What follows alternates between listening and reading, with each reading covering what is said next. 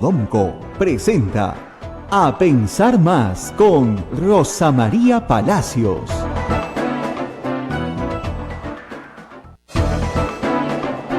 Hola, señoras y señores, muy buenos días. Bienvenidos a Pensar Más con Rosa María Palacios a través de toda la red Sodonco, Sociedad Dominica de Medios de Comunicación.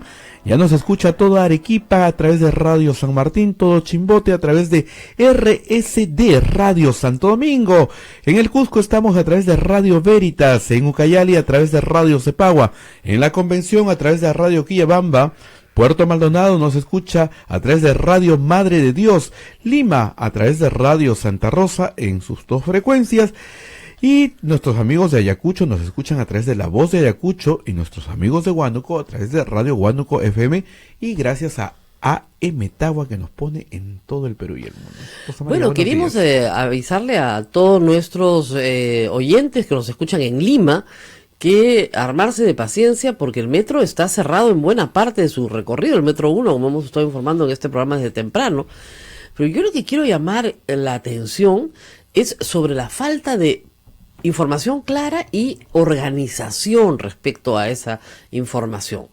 Ayer hubo un accidente ya cayendo la noche, por el cual cientos de personas tuvieron que evacuar el metro caminando por los rieles del tren, lo cual solo se puede hacer obviamente con personal especializado.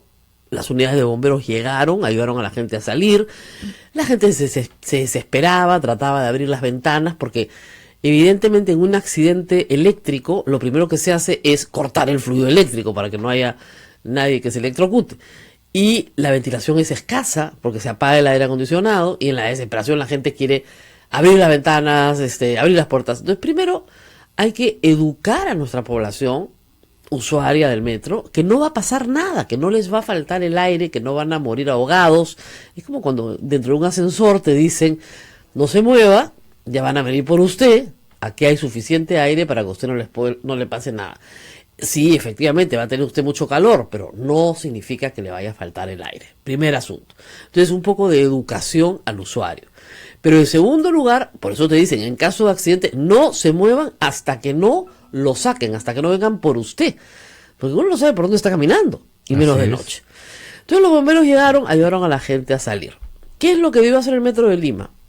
No sacar un comunicado pues en Facebook, ¿te das cuenta? Sino salir en todos los canales de televisión anoche, en todos los radios de Lima ayer en la noche, diciendo que el servicio no se iba a restablecer hoy, y señalando una hora aproximada al restablecimiento del servicio. Si eso se difunde adecuadamente, pues obviamente esta mañana no hubiéramos tenido el congestionamiento que ha habido desde San Juan del Lurigancho hasta Villa Salvador, porque por todas partes hay congestionamiento. Entonces, ahí uno se da cuenta, a ver, ¿quién está manejando esto? ¿No? Entonces, el Ministerio de Transportes, porque el Ministerio de Transportes y un concesionario, bueno, responsabilidad de ambos. Las señoras pues no tienen Facebook. Eso. ¿No existe un protocolo para hacer todo esto? Por supuesto. Tiene que haber un protocolo. Y el protocolo existe, pero el protocolo además tiene que cumplirse. Así es. En cualquier metro del mundo, pero del mundo, tú cierras una hora el metro y te avisan por todos los medios posibles durante días. Ya, esta es una emergencia. Mayor razón. O sea, no basta en que te quedes en la emergencia y en cómo lo has resuelto, sino, bueno, muy bien, ¿mañana va a haber metro? No, no va a haber. Perfecto. Entonces, ¿qué alternativa de solución me da usted para que yo pueda ir de Villa El Salvador a San Borja? Deme alguna alternativa.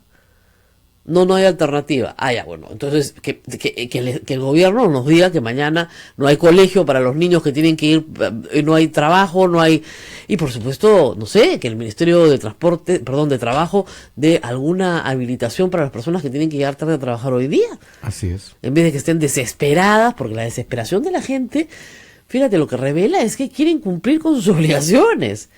La gente no se desespera por gusto, porque tienen un espíritu de trabajo que es destacable, quieren llegar temprano a su trabajo, quieren cumplir con su trabajo, tienen muchas cosas que hacer. Entonces, esto se puede prevenir en una ciudad organizada. ¿Dónde está el alcalde de Lima en todo esto? Por ejemplo, asumiendo un liderazgo. Para eso tienes, yo Está sé que preparando la campaña de su hijo, está ocupado. está ocupada la campaña de su hijo, sí, pobrecito el chiquito. Ya, pero así como le está preparando su campaña, hay gente que también tiene que llevar a sus hijos al colegio pues hoy día en la mañana. Ya, entonces, el asunto es, ¿esto es un concesionario? Sí. ¿Esto depende del Ministerio de Transportes y Comunicaciones hoy? Sí. Porque la Municipalidad de Lima hizo la cesión de posición contractual hace mucho tiempo, en la época de Alan García, de su segundo gobierno, a el Ministerio de Transportes y Comunicaciones. De ahí vienen todos los contratos para la ejecución y concesión del Metro de Lima. Muy bien. Entonces, si no puede estar el alcalde de Lima como titular, por lo menos que esté como líder de la ciudad. Y diga, ¿qué está pasando acá? ¿Por qué la gente no tiene una alternativa de solución? O, si no hay alternativa de solución, ¿qué alternativas proponemos en la madrugada? Y de las 5 de la mañana, ¿no es cierto? 5:30, abren los primeros noticieros, comienzas a dar información. ¿Cuál es la información hoy día a las 6 de la mañana? Caos, congestión, no hay policía, nadie sabe qué pasa, no hay orden. La policía recién se ha presentado, porque recién le han avisado, a las 7 de la mañana. Ya cuando yo estaba saliendo por acá comenzó a llegar la policía a poner un poco de orden. Porque además el metro está diseñado para que no hayan rutas alternas de combis, micros, a varias cuadras, para que no compitan con el metro. Entonces vas a tener que permitir, ¿no es cierto?, por unas horas que algunos desvíen su ruta, ganan, además, para poder movilizar a la gente que necesita movilizarse. Pero nada, entonces tienes un sistema pues ya cachina, ¿no? Un carro cualquiera se abre una puerta, se trepan 5, cobro 5 soles por coco, hago colectivo 3 horas, ¿no? Y me gano mi platita, en vez de hacer taxi, ¿sí o no? Que la señora desesperada por llevar al niño al colegio, el señor porque quiere ir a trabajar, paga los 5 soles y se acabó el problema. Sistema cachina. Ay, ay, ay. ¿Por qué tenemos que sufrir esto, señor? No, que no tiene sentido, porque todo esto puede organizarse muy bien, pero no se organiza. Y sería un motivo lo que ha pasado, porque en cualquier momento puede ocurrir un accidente. A cada rato. En cualquier momento puede volver a así ocurrir es. u otros accidentes similares o diferentes, pero yo lo que me pregunto es la seguridad de la gente, ¿no? Brindarle seguridad total a las personas. Claro, porque, miren, es muy peligroso con electricidad salir de un vagón y caminar sobre los rieles. Tienes dos problemas. En las zonas en que es una vía elevada, primero que te puedes caer, y la segunda que te puedes electrocutar. Claro. Entonces, es muy peligroso, por eso te dicen, no salga usted del tren hasta que no vengan a auxiliarlo. ¿Que eso qué significa? Que ya se cumplió con todo el protocolo, que ya se cortó el fluido eléctrico en esa zona, que puedes salir sin electrocutarte, que te van a guiar por dónde tienes que caminar. Pero estamos hablando de un sistema de transporte masivo que lleva a gente mayor, que lleva a niños, que lleva gente con condiciones de discapacidad. O sea, es un problema parar un tren, ¿no?, de transporte masivo que va sobre una vía segregada a altura, en medio de la nada, y sacar a todos los cientos de pasajeros que están en los vagones de ahí. Es un problema de rescate complejo. Entonces no se puede manejar pues así, no, dejarlo a más o menos a la buena voluntad de los bomberos y de los que podemos. No, así no funciona. Ningún país civilizado. Entonces, si queremos tener sistemas masivos de transporte civilizados, ¿no es cierto?, hay que inmediatamente, y bueno, todavía falta la investigación y la información sobre lo que pasó. Porque acá en el Perú pasan cosas. Sí, el accidente. ¿Y qué fue lo que pasó? Nadie informa. Eso ya lo veremos en unos meses. No podemos saber qué fue lo que pasó. Es falta de mantenimiento. Porque si falta de mantenimiento deberíamos estar muy preocupados, ¿no? Porque va a volver a ocurrir como a cada rato. Entonces, no están gastando lo que tienen que gastar en mantenimiento. No es eso. Ya, muy bien. Entonces, si no es falta de mantenimiento, ¿qué es? ¿Un proveedor que entregó una pieza que no sirve? ¿Qué proveedores son los que tiene el tren? Etcétera, etcétera. Tienes que encontrar una razón. O sea, usted, señora, cuando se le malogra en su casa algo, quiere saber qué pasó, ¿no es cierto? Bueno, se volaron los plomos, ¿por qué? Sobrecarga. Bueno, entonces tengo que buscar la solución a la sobrecarga, no solamente cambiar los plomos. Pero acá podemos tener el mayor de los escándalos, ¿no es cierto? Y una vez que ya todo el mundo soluciona su problema, o sea, logra llegar a su trabajo, nos olvidamos del problema. Vamos a ver si a las 5, hora y pico, 6 de la tarde, hora pico, el problema está solucionado, porque la gente tiene que volver a su casa. ¿Acaso salió un comunicado para decir, miren, hoy día, durante todo el día, no hasta mañana, no salió ni un comunicado? Habrá que buscar Facebook Sí, y las personas mayores generalmente no usan Facebook. Yo no pues. uso Facebook, yo tengo el Facebook por razones de trabajo, si no, no usaría. ¿Por qué voy a tener que usar Facebook? Para eso hay medios de comunicación. Es más, ahora con el proyecto Mulder que está parado, ¿no es cierto? Está prohibido que esto sea publicitario. O sea que gratuitamente, graciosamente, los medios de comunicación tienen que avisar a la gente que hay este servicio inhabilitado, pues, ¿no es cierto? Entonces es complicadísimo. Acaban de habilitar el servicio desde la Estación Cultura hasta Bayobar. Bueno, parece que se está rehabilitando poco a poco, pero que expliquen, pues, ¿no? O sea, ya, sí, va a seguir, ya estamos, o sea, que alguien salga y explique cuál es el plan. ¿Qué fue lo que pasó? ¿Cuál es la investigación? ¿Cuánto va a durar? ¿No? Ayer hubo otro problema similar en el aeropuerto Jorge Chávez, pero muy parecido, ¿no? Donde que lo que prima es la desinformación. Un avión se malogra en la pista.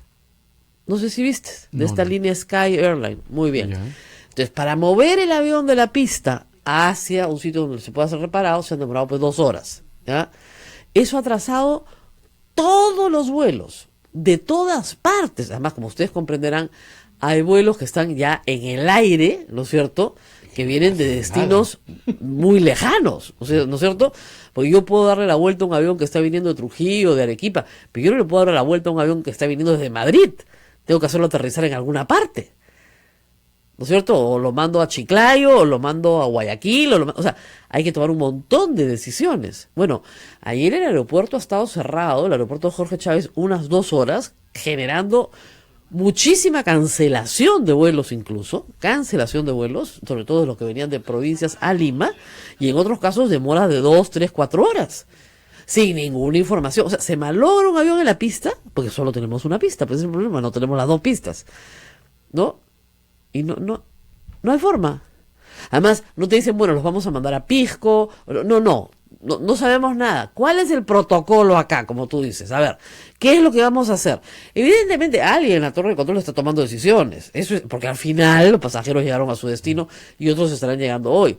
Pero, de nuevo, un accidente, nadie está libre. Un problema, como el que hemos visto en el metro, nadie está libre.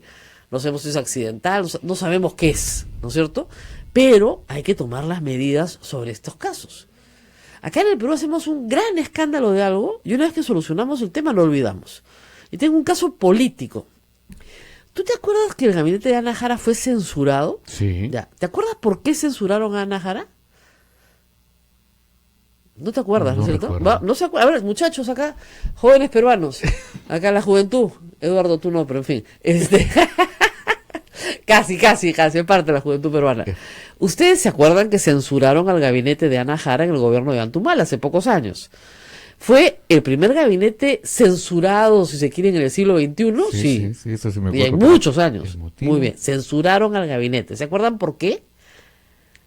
Tic tac, tic tac, tic tac, tic tac, por un almuerzo aquí a la vuelta, por 2 sándwiches del Cordano, tic tac, tic tac, tic tac. ¿No les gusta el pan nada con lechón? Tic tac, nada, se censuraron a un gabinete y no se acuerdan por qué estos jóvenes valores peruanos. Porque así somos los peruanos, pues. Hacemos un escandalazo y después no nos acordamos. Yo les voy a reflejar la memoria, porque ahí viene la noticia. Lo censuraron porque acusaron a Ana Jara, que era la primera ministra, y también al ministro de Defensa, al ministro del Interior, el ministro de Defensa era Pedro Cateriano, de hacer seguimiento y reglaje a los opositores políticos. ¿Ah? Por eso fue. Bueno, ayer el Poder Judicial finalmente absolvió a todos los ministros acusados de haber participado en este supuesto reglaje. Entre ellos a Pedro Cateriano, que es el que me avisó, y me dice, mira cómo es la vida. Hoy en la mañana no hay un solo titular sobre el tema. En ningún periódico. Nada. Ayer lo han notificado a él, todo el tema absueltos o archivados, no sé exactamente cuál, pero son que no han encontrado prueba alguna de algún reglaje. Años después, estamos hablando ya, a ver, esto fue probablemente el 2015, 2016, 2017, 2018, 4 años después. 4 años de proceso, ¿ah? Procesado, inocentes. costó un gabinete, nadie se acuerda por qué se echaron al gabinete, costó que Pedro Cateriano asumiera como primer ministro, ¿no es cierto?, los últimos meses, año y medio de gobierno. ¿Y qué pasó? ¿Qué pasó ayer? Se cierra el caso y ni una línea. Porque en el fondo parece ser que no nos gusta que nos rindan cuentas. Que era un tema central, clave. El Congreso anterior, que no tenían mayoría, pero que el bloque fujimorista y el bloque aprista se unieron, ¿no es cierto? Más otros más, por supuesto, que ya eran disidentes de Peruanos por el Cambio, que no era partido todavía, pero que habían entrado en la lista de Kuczynski, más la izquierda también. Entonces, todos se sumaron y censuraron al gabinete de Ana Jara. La mandaron a su casa, Ana Jara. Ojalá que podamos hablar con ella en estos días. Y ayer han archivado todo y no ha sido noticia para nadie. Entonces no les sorprenda pues que mañana, ¿no es cierto?, no sepan qué pasa en el metro y que se vuelva a malograr otra cosa y que no nos informen, ¿no es cierto?, que el aeropuerto se pare 2 horas y nadie te informa de nada, porque no estamos acostumbrados a exigir que se nos rinda cuenta y una vez que se resuelve el problema, ¿no es cierto?, se nos diga qué pasó. ¿Hubo reglaje en el gobierno de Ollantumala? Bueno, dice el Poder Judicial que no. O sea, la verdad procesal, que efectivamente es distinta de la verdad real, pero por lo menos en la verdad procesal, no. O sea, la censuraron por gusto, es lo que estoy diciendo. Porque no hubo tal reglaje. Por gusto la censuraron, por razones políticas. ¿Cómo se censura en este país? El señor Mamani. Ay, Mamani. Mamani y Keiko y Kenji no se hablan seguramente. Hace meses. Pero por alguna pero por alguna extraña razón, ¿no es cierto?, todo parece indicar que al señor Mamani no le va a pasar absolutamente nada. Porque las pruebas que ha aportado no son pruebas, pues. Son audios y videos editados. No valen, no tienen valor probatorio. Van a servir para desaforar seguramente a Kenya, bienvenido. Acá tenemos una apuesta. Acá Abel dice que ni eso, ¿ya? Pero como ahora ha dicho, yo no hablo con él hace meses. Pero es increíble. Ha dicho que ha hablado con su papá la semana pasada. Y a su papá lo hizo, sí, a mi papá lo he visto la semana pasada. Y con tu hermano, hace meses que no habla. Dice, o sea, ayer cambian la pregunta, ¿ya? Y hace meses que no habla con su hermano. Linda familia, linda familia. Ahí en la Navidad no te matas de milagro, ¿no? Pero en fin, y hace meses que no habla con su hermano. Entonces, ¿y su papá? ¿De qué lado estaba? De su hermano, ¿no? ¿Y no vio a su papá la semana pasada? Entonces, ¿con su papá no ha hablado del tema de su hermano? Ay, pero realmente... ¿Qué hablarán cuando se reúnen? Porque no hablan de estos temas, creo, ¿no? No. Papito, ¿te gusta el almuerzo? Debe ser una cosa así. ¿Está rica la papita de la huancaína? No puedo creerlo, ¿te das cuenta? Hijita, ¿quieres meter preso a tu hermano? ¿Yo? No, papá, no tengo ni idea de qué me estás hablando. Mentira de los noticieros, papá, no estoy viendo noticias. No, pues, es evidente que ella y su papá, si es que dice que lo visita, que a nadie le consta, tienen que haber hablado de la situación de su hermano, ¿no? Y no va a ser leña del árbol caído. Ya cuando alguien dice que no va a ser leña del árbol caído, significa 2 cosas. Te gané, o sea, estás caído. Y 2, no te preocupes, no te voy a masacrar tampoco. Te voy a dar tiempo para que te arrepientas. Qué horror, Dios mío. Como decía alguien ayer, no es el problema de una familia disfuncional, porque hay muchísimas familias disfuncionales en el mundo. Es el problema de una familia disfuncional y perversa, donde se atacan y se meten cabe y se perdonan a cambio de la información que yo tengo de ti, tú la que tienes de mí. Bueno, en esas manos estamos. Y nadie pide cuentas, porque nadie pide cuentas. Nos tenemos que ir a la pausa. Vamos a la pausa. Hay un cartel que dice pausa, pausa, pausa. Vamos a la pausa y volvemos, no se preocupen. Sodomco, Sociedad Dominica de Medios de Comunicación. Somos la primera emisora católica del Perú. La primera en llevarte la mejor información, veraz y precisa, desde el mismo lugar de los hechos. Radio Santa Rosa, buenas nuevas en tu vida.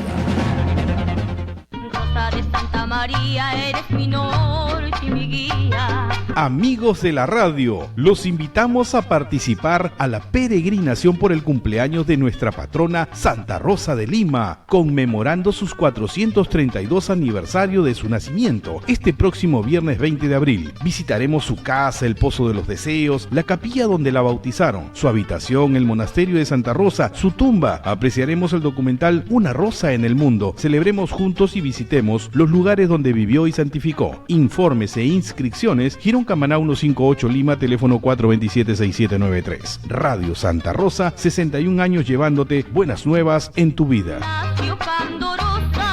Una linda flor.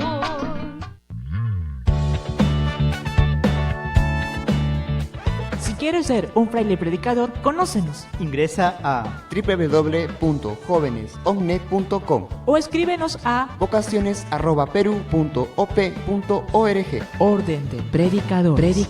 Maestro itinerante, tú vas feliz a predicar. Amigo caminante, tu voz anuncia la verdad. Radio Santa Rosa, 60 años, llevándote buenas nuevas en tu vida. Sodomco, Sociedad Dominica de Medios de Comunicación.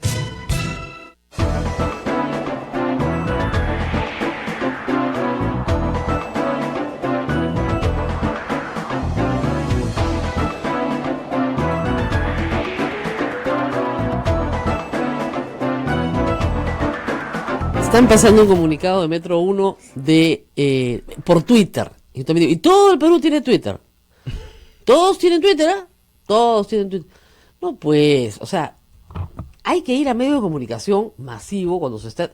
Este es un tema de transporte masivo de pasajeros. Masivo. Entonces, en cualquier lugar del mundo tienes que ir a medios de comunicación masivos. Masivos que llegan a, evidentemente, las masas que vas a transportar al día siguiente, ¿ya? O sea, puedes sacar el comunicado en Twitter, en Facebook, las redes sociales pueden ser útiles, pero el tipo de público al que te estás dirigiendo en este momento son personas que no tienen por qué tener estas redes sociales o participar en ellas. De repente sus hijos sí, pero no todos. Y por otro lado, hay que entender que digamos, lo que las personas quieren es una alternativa. No el comunicado diciendo, no han habido explosiones, no ha habido no sé qué, no. Ya, y la alternativa es, tómate tu taxi, mamita. No, pues, no. Claro, ¿tú te has venido en taxi? No, tú, o sea, la han pasado bien. Acá me dice estás aguja. No, dice que si le piden venir en taxi, viene a pie. Y llegará a las 12 del día, pues llega. Al mediodía, pero llega. Sí, pues, o sea, digamos, no estamos ni a fin de mes. Más bien estamos ya bien avanzada la quincenita, ¿no? Y a esta fecha, a 19 estamos hoy, ¿no es cierto? Ya está, por lo menos acá, Nail está agujaza. Dice que con la justa le alcanzaba para comprar su pancito y su café. Ya hoy día no hay pan, solo café, ya no hay pan. De verdad, entonces tienen que darle a las personas una posibilidad de hacer sus planes, su planificación, es una cosa de locos, en fin. Pero así estamos el día de hoy. Hay varias cosas también interesantes de señalar. Ayer un empresario que estuvo prófugo de la justicia mucho tiempo se entregó, ¿no es cierto? Se entregó después de, me parece que son 2 años y medio que tenía una sentencia por la cual se le ordenaba cumplir prisión efectiva. Estuvo prófugo, escondido, se ha entregado, va a cumplir su sanción, serán los 5 años, de repente en el caso de él, porque en un tema tributario sí tiene normas de conducta, se las podrán aplicar si se porta bien dentro de la cárcel y salir por menos. Los problemas tarde o temprano te alcanzan y tarde o temprano tienes que enfrentarlos. Lo mismo pasa con el señor Vinicio Ríos en el Congreso de la República, ¿no es cierto? Pero ¿qué pasa con el señor Vinicio Ríos? La Corte Superior del Cusco ya ordenó su detención inmediata y el señor Galarreta dice que al Congreso no les ha llegado el oficio. El señor Vinicio Ríos sabe que tiene una orden de captura emitida por las autoridades judiciales del Cusco. Sabe que tiene que entregarse. Y el Congreso sabe lo mismo, la mesa directiva del Congreso sabe exactamente lo mismo. Entonces, ¿por qué no lo entregan? ¿Por qué colaboran, ¿no es cierto?, en una acción de evasión de la justicia? Yo, la verdad, a estas alturas nunca entiendo. Todos echan la pelota, ¿no es cierto?, y nadie es responsable.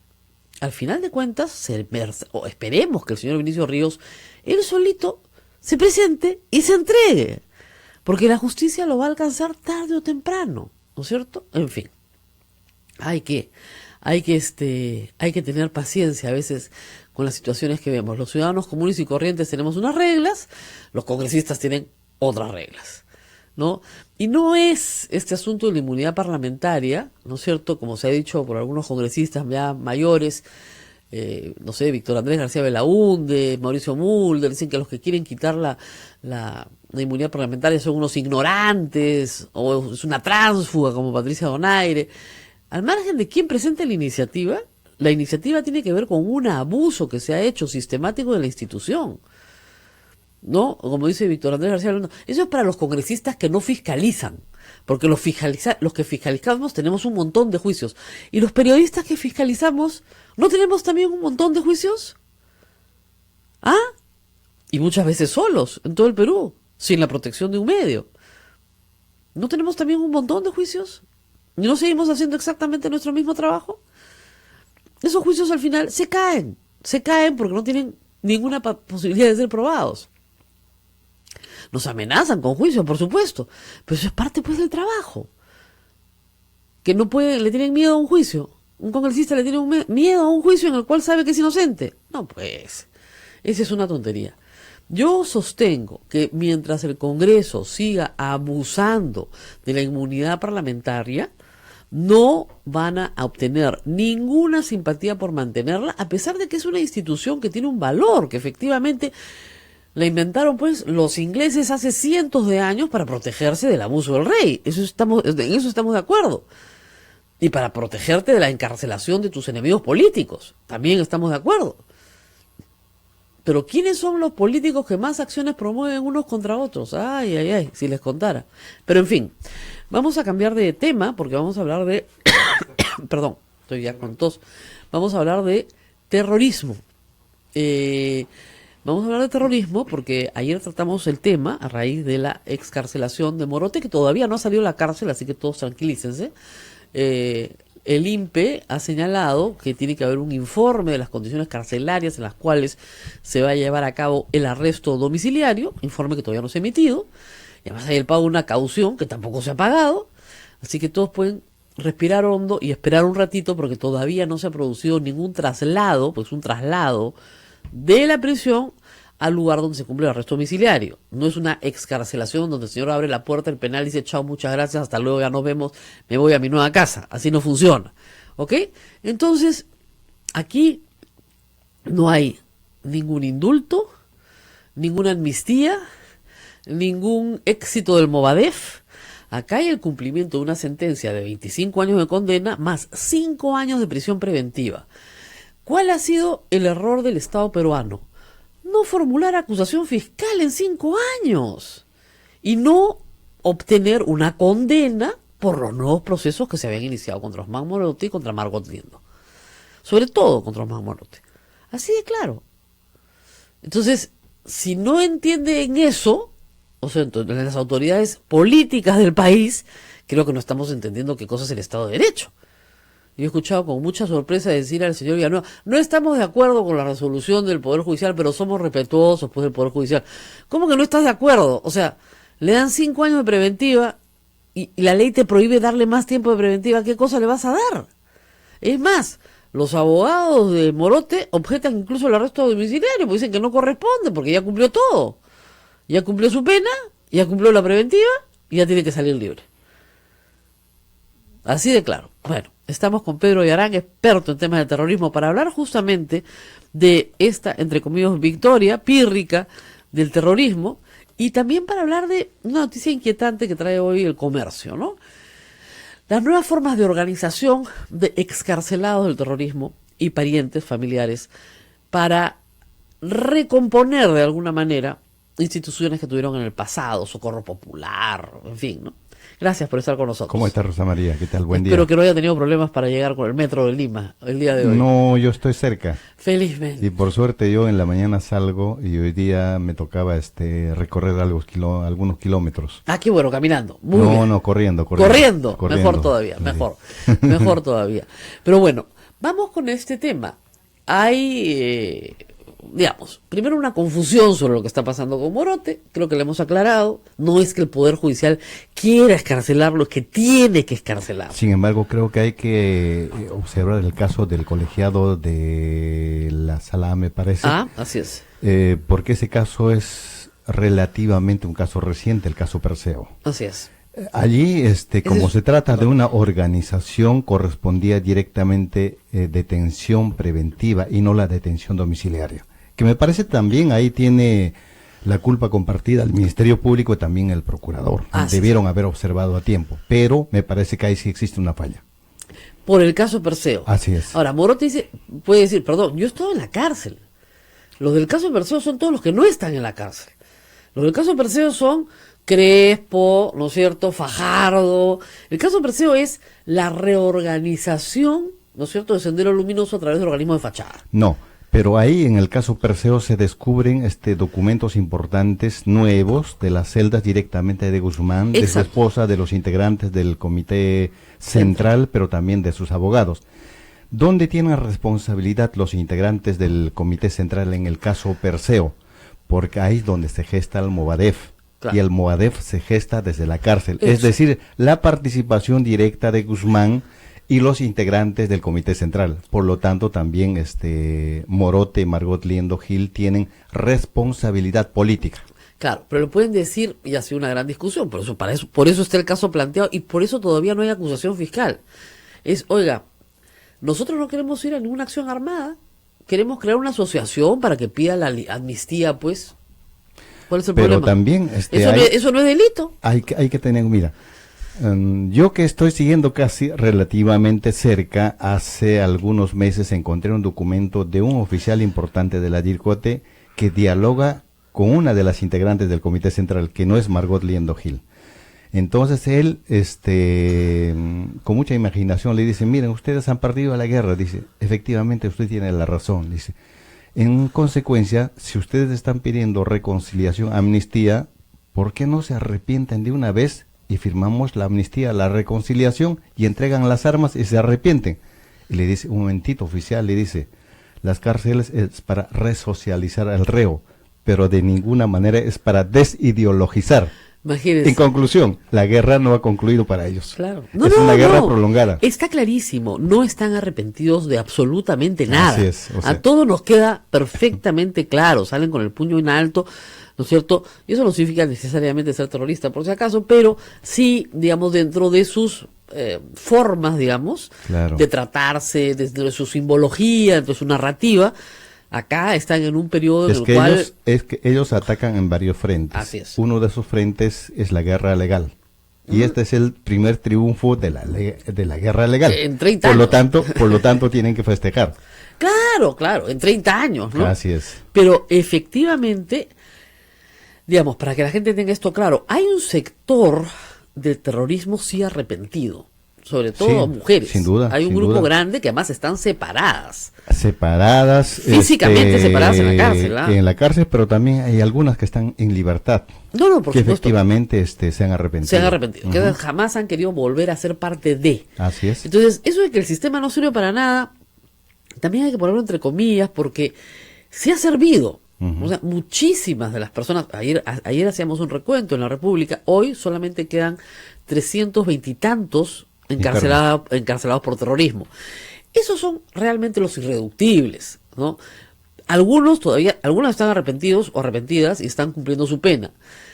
Pero de los que han salido, efectivamente hay un grupo que sí está completamente arrepentido, alejado, no quiere saber nada del tema, siente que perdió su vida, su juventud, lo que sea en la cárcel, por una causa en la cual finalmente hoy ya no cree. Pero sí hay un grupo, ¿no es cierto?, que quiere seguir dirigiendo Guzmán desde la cárcel para que logren una especie de acuerdo de paz como el que propuso el 92 o 93 a Fujimori, en el cual nos vamos al modelo colombiano, ¿no? Claro, pero también hay que tener en cuenta que 30 años después siguen pidiendo lo mismo. El antecedente del nacimiento del Movadef, hay que tener en cuenta una cosa. Cuando en el 92, me parece en septiembre, lo presentan contra Reyes Guzmán. Entre otras cosas, él concluye con una cosa importante, ¿no? Dice, creen de que esto es un fracaso, pero sigan creyendo que la revolución continuará con nuevas formas de lucha. Exacto. Después de la detención de Guzmán y su presentación, inician esas nuevas formas de lucha. Exacto. Pero la revolución todavía no ha concluido. Y el principio elemental para el nacimiento. Si me permite un paréntesis para la gente joven que nos está escuchando, como se trata de un líder mesiánico en la locura demencial de los que lo siguen, cualquier frase que él diga se convierte en consigna. Si dice nuevas formas de lucha, entonces nuevas formas de lucha, ¿no? Entonces todos repiten, todos siguen, ¿no? Claro, es que las nuevas formas de lucha después se implementan con programas.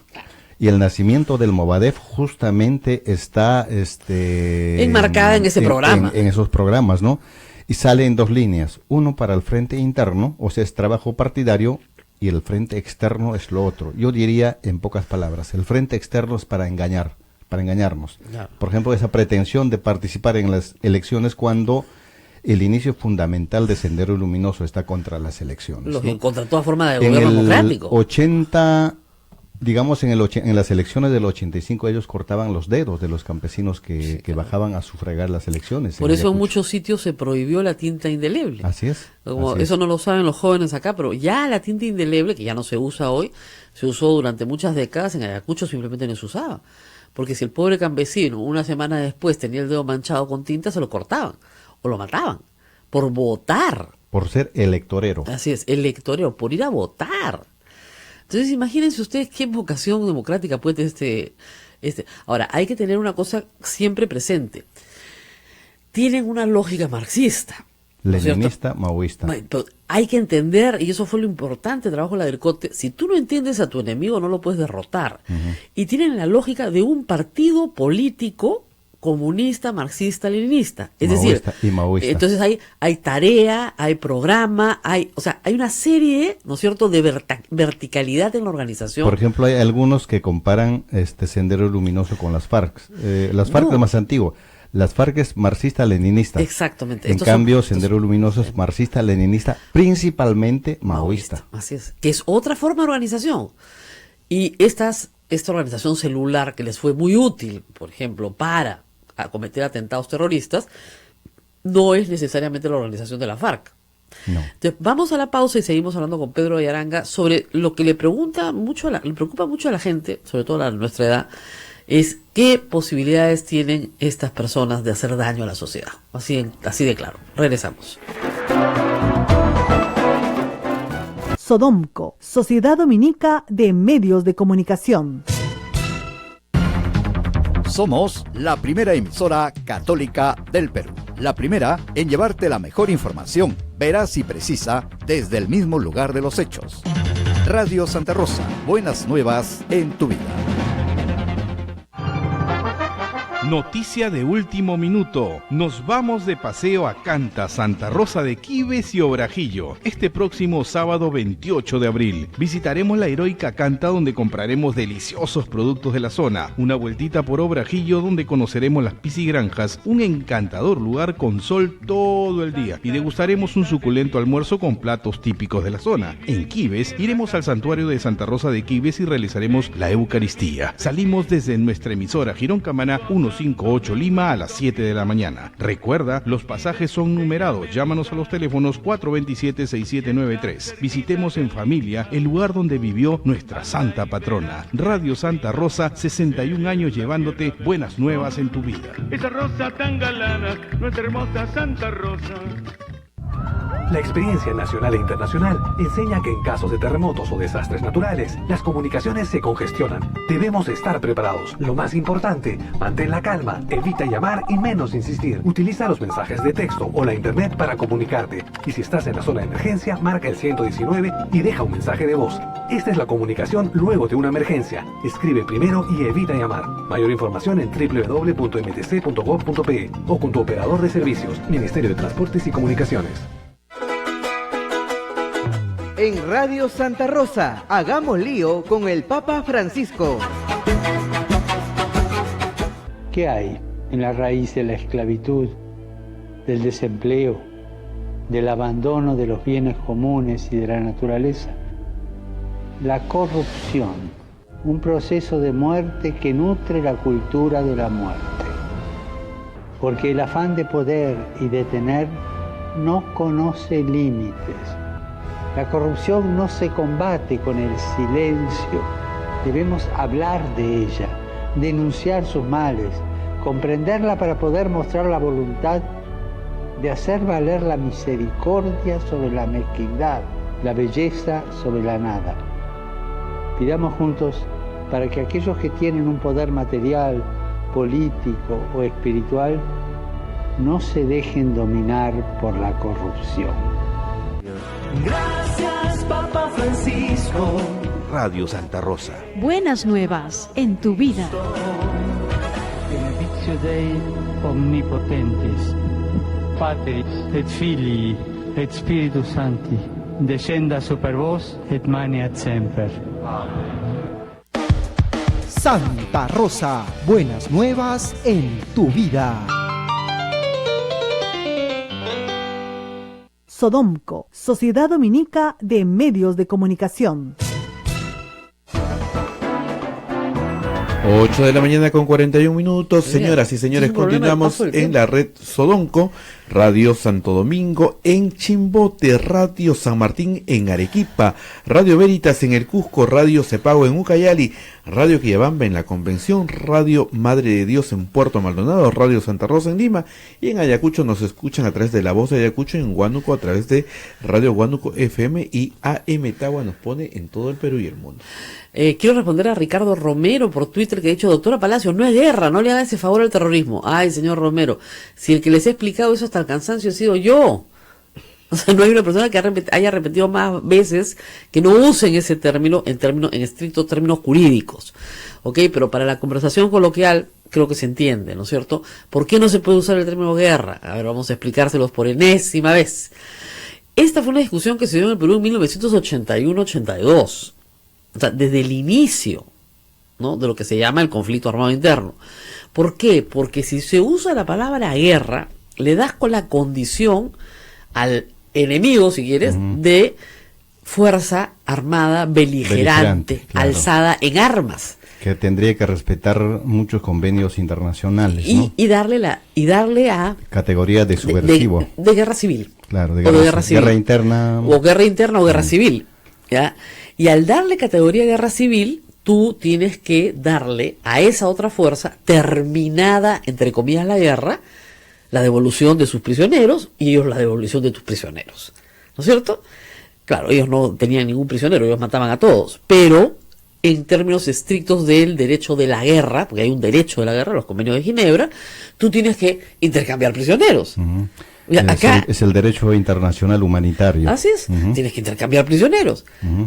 Entonces acá, ¿qué pretenden? Que soltemos a todos. Ellos quieren hablar todo el tiempo de guerra.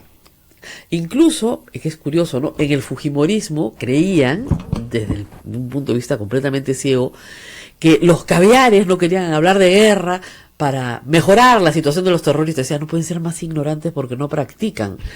Al contrario, si tú le das el estatus de guerra, tienes que liberar a todos los delincuentes terroristas, porque no son delincuentes terroristas, son prisioneros de guerra.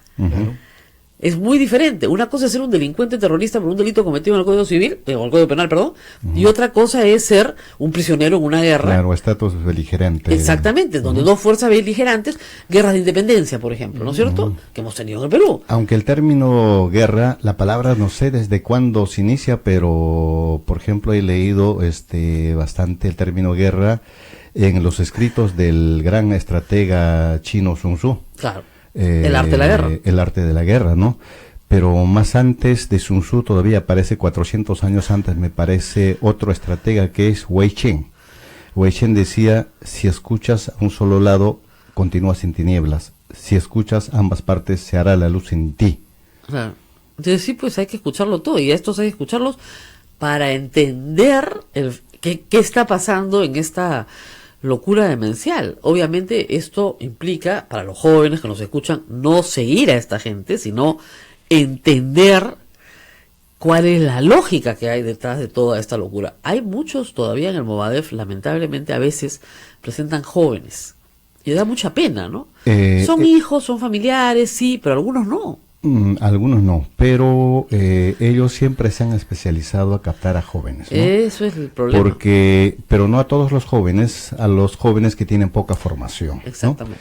Entonces, y el común que ellos hacen es lavar la cabeza. Por eso es que antes a Guzmán le decía champú, claro. O le decían champú. En Ayacucho. Claro, él lavaba la cabeza de los estudiantes, de los docentes, de sus seguidores.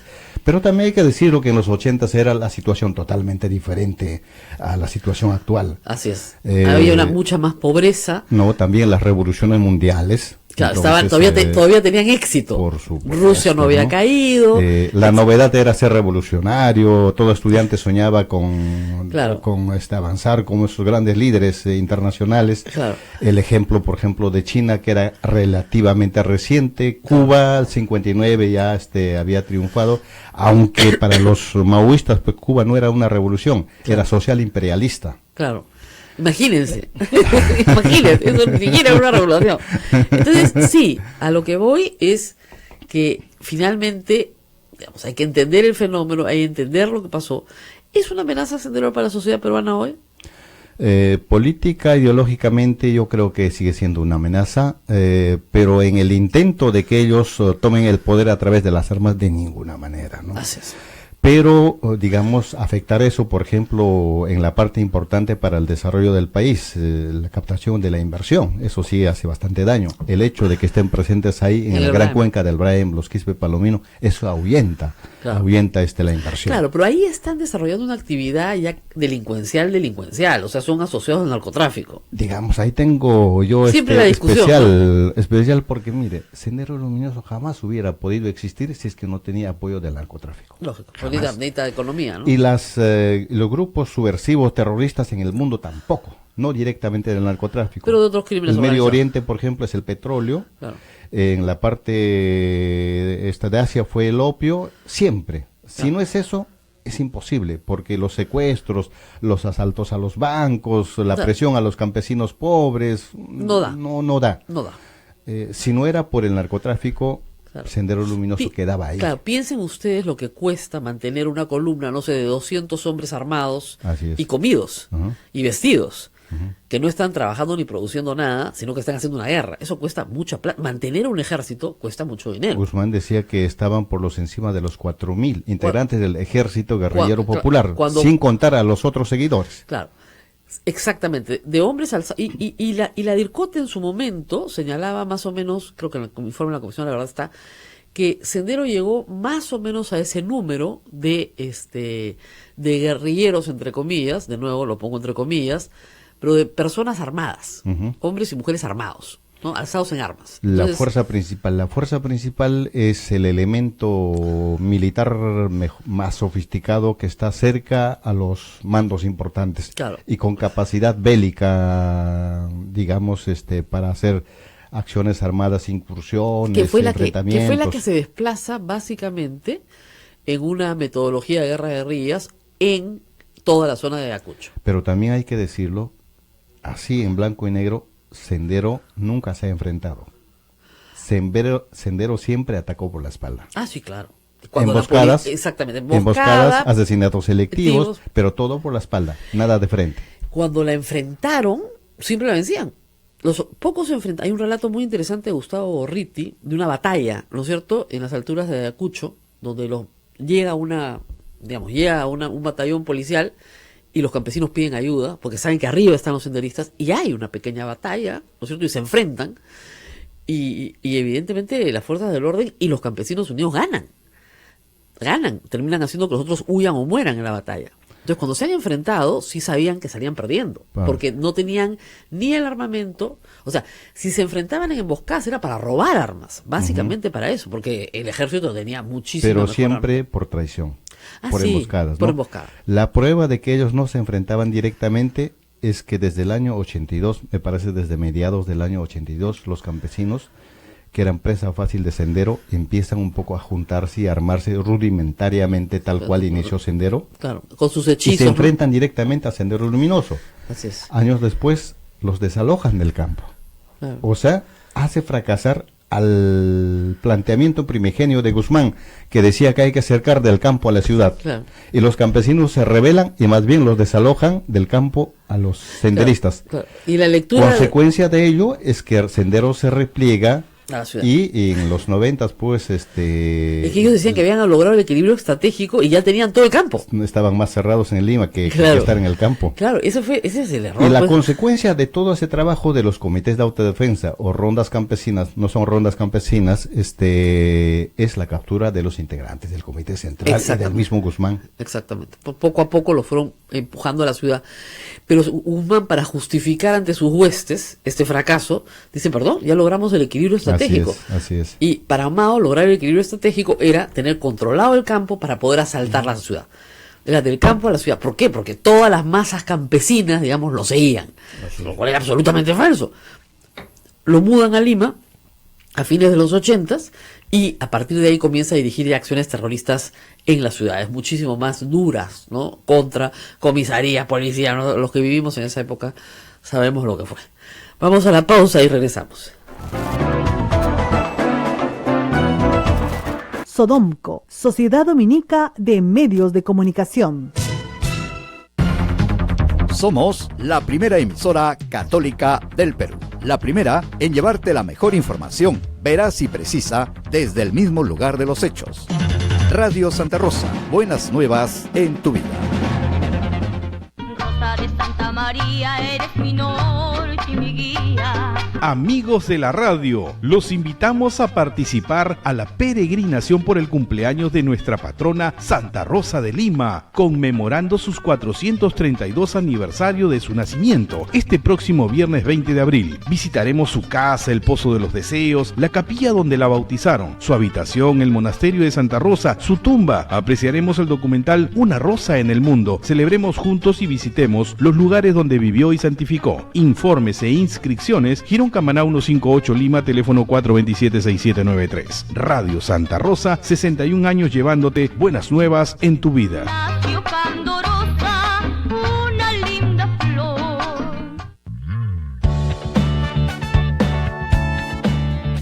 Si quieres ser un fraile predicador, conócenos. Ingresa a www.jovenesognet.com O escríbenos a vocaciones@peru.op.org. Orden de Predicadores. Maestro itinerante, tú vas feliz a predicar. Amigo caminante, tu voz anuncia la verdad. Radio Santa Rosa, 60 años, llevándote buenas nuevas en tu vida. Sodomco, Sociedad Dominica de Medios de Comunicación.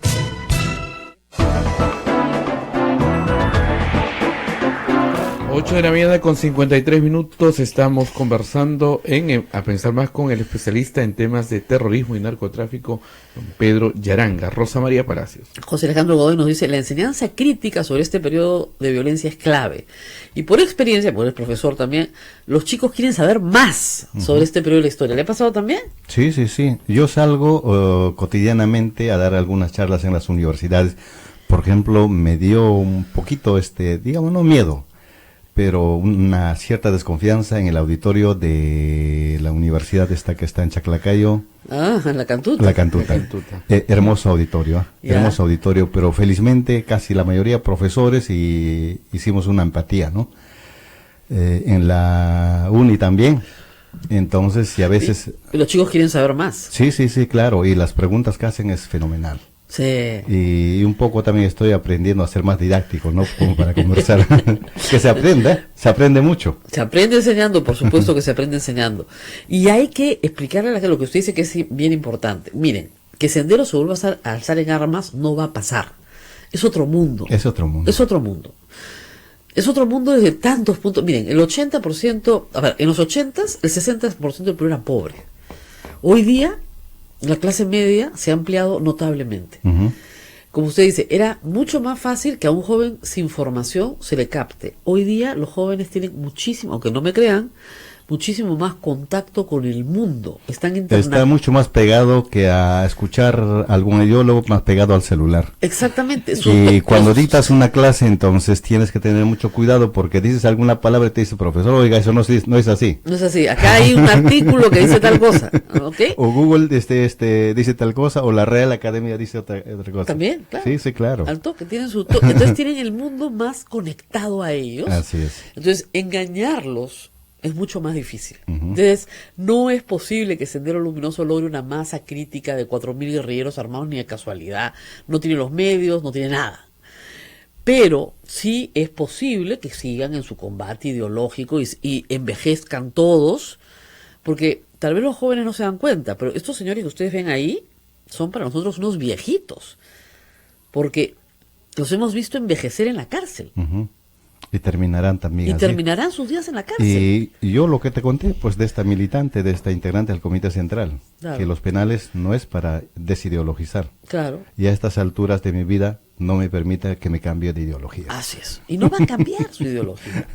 No va a cambiar. La mayoría probablemente sí, pero va a haber un grupo de irreductibles que no van a cambiar. Así es, así es. Porque además hay mucho orgullo, ¿no? O sea, es gente que la gente joven, que entró joven, sí siente, sobre todo en el MRTA, por ejemplo, yo siento que ahí hay mucho más arrepentidos. Cuando se escuchaba la entrevista con Peter Cárdenas, por ejemplo, decía, a la mitad de su carcelería más o menos se dio cuenta que había perdido miserablemente su tiempo, su vida, su libertad. Pero también hay que decir que en manejo ideológico es menos que Sendero el MRTA, porque claro, no es maoísta también. Exactamente, no, ellos no son maoístas. El MRTA es la guerrilla clásica latinoamericana. Así es. Similar, digamos, al de Cuba. Exactamente, la guerrilla clásica latinoamericana. O las guerrillas centroamericanas, ¿no? Que quieren alzarse, digamos, quieren llegar al poder como Sandino, como ese tipo, como la FARC. Eran como primos de la FARC, ¿no es cierto? Guerrillas que hemos tenido en toda Latinoamérica, pero no eran el movimiento maoísta, no tenían ese componente, pues, ¿no? Entonces, hay una... Ahora, chicos, los que nos están escuchando, esto implica que ustedes estudien un poquito, ¿no?, sobre qué cosa es maoísmo, qué cosa es marxismo, ¿no es cierto? ¿Qué cosa es la guerrilla cubana? Yo creo que una cosa importante es que en realidad todos, incluidos los estudiantes, deberían leer por lo menos los informes de la Comisión de la Verdad y Reconciliación, que actualmente ya está en la web. Además, miren, los 10 tomos del informe de la Comisión. Es mucho, no los mate a los chicos. No, pero tiene pasos importantes, es decir, dentro de los 10 tomos hay casos específicos. Claro. Por ejemplo, el caso de Tarat, el caso de María Elena Moyano, el caso de la muerte tal, el caso de la muerte de o tal atentado. Exacto. Entonces yo lo que los oriento siempre es, miren, si quieren leer un libro general, lean el tomo 1, que es la parte general, y de ahí vayan a los casos.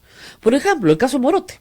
Sí, ahora estábamos discutiendo en la pausa, una de las cosas que es emblemática del juicio a Morote, que lo juzgan en el 92, lo condenan, perdón, lo atrapan en el 88, a él no lo atrapan con Guzmán, a él lo atrapan 4 años antes. Él venía a la preparatoria del primer plenario, ¿no? Exacto. Entonces, a él lo atrapan en una operación policial, encubierta, muy bien, listo, y su sentencia termina por salir en el año 90. Sí. En esa época los jueces eran más expeditivos, o sea, en 2 años lo juzgaron. El abril del 90. Exactamente. 48 horas después matan al juez. Y hay 2 versiones, ¿no? Ángel Páez sostiene que fue asesinado por MRTA, porque MRTA se atribuye el asesinato del juez, y en la Comisión de Verdad hay algunos que atribuyen el asesinato a Sendero Luminoso. En todo caso, asesinaron al juez. Al que sentenció a Morote. A 25 años. Así es. O sea, su juez fue asesinado. O sea, imagínense ustedes el grado de ferocidad. Por eso es que, digamos, algunos estudiantes de Derecho no entienden la época de los jueces sin rostro, ¿no es cierto?, los juzgados militares. Mataban a los jueces. Claro, en ese caso, por ejemplo, yo estaba averiguando a cuántos emerretistas ese juez había sentenciado. Ya. Todavía no había sentenciado a ningún emerretista. Bueno, estaba por, pues. Estaba por. Ese estaba es el por. había que sacarlo. ¿Tenía proceso? Sí. No, y no solamente eso, ya había sentenciado senderistas, no iba a tener problemas sentenciando emerrentistas. O sea, era un juez que no tenía miedo. O sea, mandar a Morote 25, 30 años a la cárcel. Por ejemplo, la presunción de que hayan sido senderistas, yo diría que sí se asemeja un poco más que hayan sido emerretistas, ¿no? Claro. 50-50, digamos. O sea, digamos, ambos grupos querían verlo muerto. Sí, claro. Y a todos los magistrados que veían casos de terrorismo. Exactamente, ¿no? A todos. Y digamos, no es el único magistrado que pierde la vida. Entonces, hay que tener en cuenta también que para el magistrados y también fiscales. del fiscales, pero también del Jurado Nacional de Elecciones. Bueno, el padre de el congresista Víctor Andrés García Belaunde, el doctor Domingo García Rada, tuvo un atentado en su vehículo. Sobrevivió, bueno, con heridas graves, pero sobrevivió y murió años después, pero fue un atentado directo al presidente del Jurado Nacional de Elecciones porque, como decíamos hace un momento, ellos, obviamente, el sistema democrático, las elecciones, ¿no es cierto?, eran lo peor que podía pasar. Así es. Entonces, ¿cómo inician sus acciones en Sendero Luminoso? Quemando ánforas en Chuchi. La primera acción de Sendero Luminoso es, aparte de colgar perros en el centro de Lima, ¿no es cierto?, con los nombres de los líderes maoístas que habían traicionado a Mao, y nadie entendía nada, ¿no? Los cuatro de Shanghái. Claro, la banda de los cuatro, ¿no? Deng Xiaoping. Entonces tú mirabas y decías, ¿qué es un perro colgado con un cartel, con unas leyendas en chino? ¿Qué miércoles? ¿No? Entonces, claro, era parte de la ideología que querían imponer en el Perú y, lamentablemente, eso hay que decirlo, la policía se demoró en entender por varias razones. 8 años. Primero porque 8 años demoraron para entender quién era Sendero Luminoso. O sea, hay que decir una cosa, lo sacaron del juego muy prematuramente. O sea, en el 83, cuando se permite que el ejército entre a Ayacucho, el ejército tome control, digamos, del orden interno en casi todo el país, porque se declara en emergencia todo el país. En ese momento, la policía, en realidad, deja de tener el liderazgo, ¿no es cierto?, que debió haber tenido en la investigación del crimen. Porque lo que lleva a la captura de Manuel Guzmán es la investigación. Por supuesto. Si no hay, o sea, es la profunda investigación en el conocimiento absoluto de quién es tu enemigo. Si no conoces quién es tu enemigo, si un imposible. poco repasamos parte de una estrategia, por ejemplo, Sun Tzu recomienda, dice, ¿qué cosa necesitas para ganar una batalla? Conocerte primero a ti mismo, quién eres, conocer a tu enemigo. Claro. Ahí tendrás alguna posibilidad de ganar la batalla. Exactamente. Pero si no conoces a tu enemigo. Y lo más importante, Sun Tzu también, es dejar que tu enemigo te subestime. Ah, bueno. Ese es perfecto. Y Sendero subestimaba a la policía. Creía que la policía no lo podía tocar. Llegó un momento de tal, digamos, soberbia, que obviamente el ejército no podía con ellos, y el ejército no iba a poder con ellos nunca. ¿Ya? Porque ellos tenían este concepto además militar de la lucha, ¿no?, de un conflicto armado, pero no se dieron cuenta que había un concepto de inteligencia policial que fue el que los derrotó. Es que Sendero subestimaron a la policía. Jamás se imaginó que la policía iba a estudiar la ideología de ellos. Exactamente. Y la policía empezó a estudiar la ideología. Marco Miyashiro se dedica años a estudiar maoísmo. Pero no solo son los mandos policiales, sino también los oficiales, ¿no? Todos los agentes se especializaron. No, hay una escuelita, ¿no? Toda una escuela, efectivamente. Sí, había escuelita donde se explicaba, esto funciona así. Entonces, ya entendías la lógica del enemigo, por qué se disfrazaba de esta manera, por qué se mimetizaba con la población, cuáles eran sus lugares de proyección, básicamente las universidades, donde hubiera gente joven, como tú dices, con escasa formación y escasos recursos. Entonces era una forma de trabajar que la policía comenzó a entender y lo pudieron capturar. Eso, además hay que decirlo, no ha pasado casi en ninguna parte del mundo. No. En ninguna parte del mundo. El ejemplo del Perú es simbólico. La calidad de policías que nosotros en el Perú hemos tenido y todavía tenemos es admirable. Claro. Porque ellos sí se han dedicado estrictamente a estudiar. Por ejemplo, el pequeño grupo que hasta ahora sigue haciendo trabajos por propia voluntad con esto de los remanentes de los Quispe Palominos, son personas que se dedican de día y de noche. Claro. Y hasta se han olvidado de su familia. O sea, además que hay gente que tiene 15, 20, 30 años, todavía quedan del grupo inicial. Muchos ya se han jubilado, por cierto, pero todavía quedan gente que está metida en la policía trabajando de manera, por supuesto, anónima, ¿no? Están cubiertos, no encubiertos, sino protegidas su identidad. Que tenemos ese bagaje, digamos, de intelectual, es importantísimo que la policía no lo pierda. Por eso que se puede hacer una operación como Perseo, por eso que se pueden encontrar todas estas agrupaciones de fachada, porque la policía sigue trabajando y va a seguir trabajando. O sea que no hay que tener miedo de que Morote vaya a un arresto domiciliario, porque sus posibilidades de acción son absolutamente mínimas. Son como la celebración de estos viejitos, o sea, no va a durar ni 5 minutos, no hay forma. Además, en el camino, ambos, tanto Morote como Margot Liendo Gil, de todas maneras van a ser sentenciadas por los nuevos casos, porque estamos hablando de crímenes de lesa humanidad. Así es, no han prescrito y no van a prescribir nunca, pase lo que pase. Es decir, felizmente no van a prescribir nunca. Entonces tienen que pagar por ellos. Así es. Y como siempre veo la gente, miren, Abimael Guzmán, como es el líder de la organización, está juzgado a cadena perpetua, igual que Elena Iparraguirre, con revisión, sí, a los 35, 40 años, pero esa revisión parte de que tú puedas llegar a la conclusión que 40 años después el reo sí se ha arrepentido y resocializado. En estos casos, no, entonces no van a salir nunca. Yo estaba leyendo un caso de los nazis, por ejemplo, claro, y un abogado muy versado decía de que la sentencia debe ser acorde a la edad del reo. Claro. Dice, para uno que tiene 80 y tantos años, ponerle 8 años o 10 años es cadena perpetua. Exactamente, claro, da lo mismo, porque ya no va a salir. Ya no va a salir. Ya no va a salir. Y si sale, bueno, sale a un hospital, a morirse en un hospital, pero no, ya no va a hacer una vida política ni nada por el estilo. Nosotros queremos, creo que en el fondo todos los que hemos vivido esta época horrible, que es que acabe, ¿no? Pero acabará cuando todos estos sujetos mueran de muerte natural, ¿no es cierto? Que es un beneficio que ellos no le dieron a sus víctimas, ¿no? Hay que decirlo. Que la democracia le da, ese ya es un beneficio. Pero también yo creo que hay que tener presente de la forma como ellos están avanzando a nivel ideológico político, ¿no? Y eso es salir a las universidades, conversar con los estudiantes en la calle, que deberían hacer realmente los partidos políticos, pero no lo van a hacer porque nuestros partidos políticos han perdido mucha credibilidad. Y a nivel nacional... ¿Por qué usted y yo tenemos que ir a las universidades a hablar de esto? Sí, pues. ¿Por qué no van los partidos? Es un compromiso, ¿no? Hacer la lucha política. Por ejemplo, no lo hacen. En Ayacucho existe los familiares de las víctimas, y cada vez que voy siempre converso con ellos. Voy a ir pronto a verlos. A veces hacemos caminatas y bueno, y somos una cantidad todavía muy gruesa que todavía ni siquiera estamos dentro del registro único de víctimas, todavía, incluido yo. Claro. Usted perdió a sus padres, ¿no es cierto? Sí, así es. Claro, y siendo muy joven en ese entonces, claro, uno no se imaginaba todo lo que iba a pasar después, ¿no? Jamás. Jamás se imaginó que usted se iba a volver un experto en terrorismo. Es más, uno sueña con lo que tiene a veces a corta edad, y a corta edad yo módicamente tenía pues todo a la mano.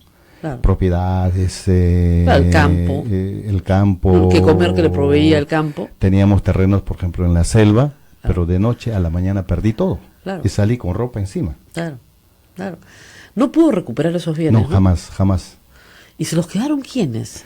Bueno, después ingresaron y bueno, invasiones, y las invasiones y las amenazas con armas. Claro. Es una zona pues donde no tiene mayor control. Y para no estar en más problemas, mejor alejarse del todo, ¿no? Así es.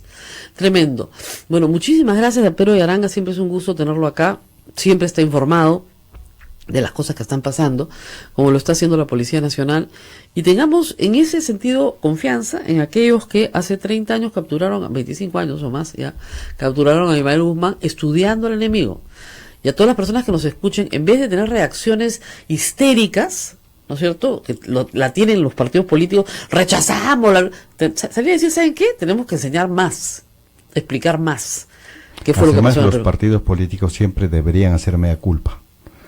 Mea culpa. Porque primero, porque no están activando a nivel nacional. Producto de ello es que se están masificando estos partidos locales y regionales. Y en las elecciones eso es notorio. Sí.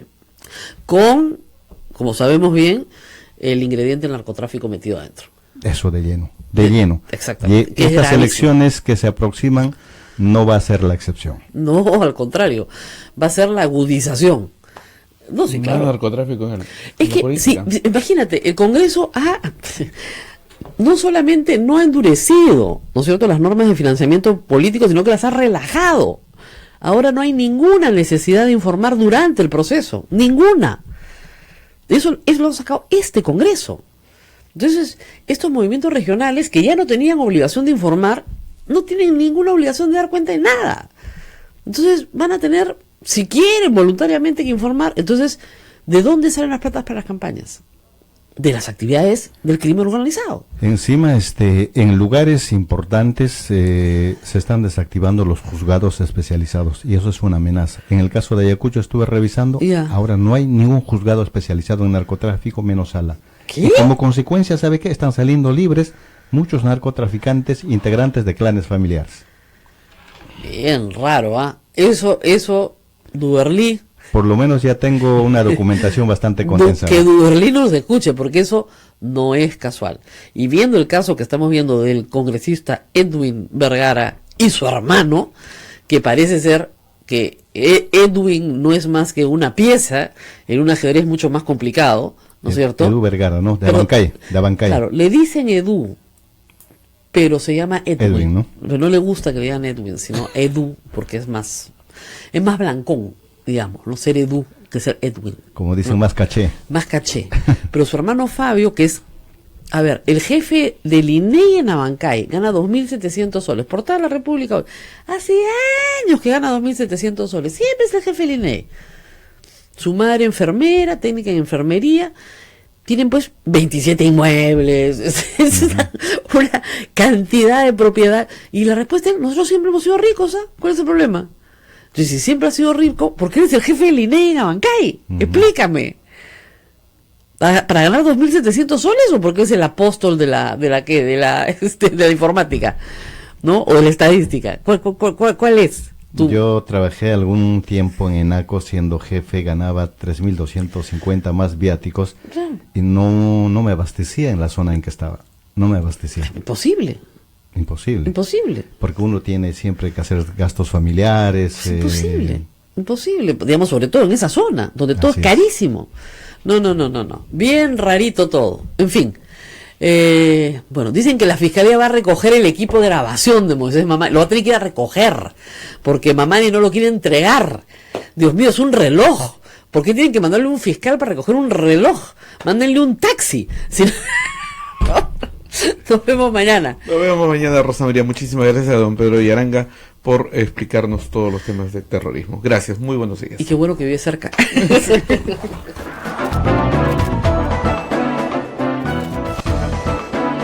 Hasta aquí, A Pensar Más con Rosa María Palacios.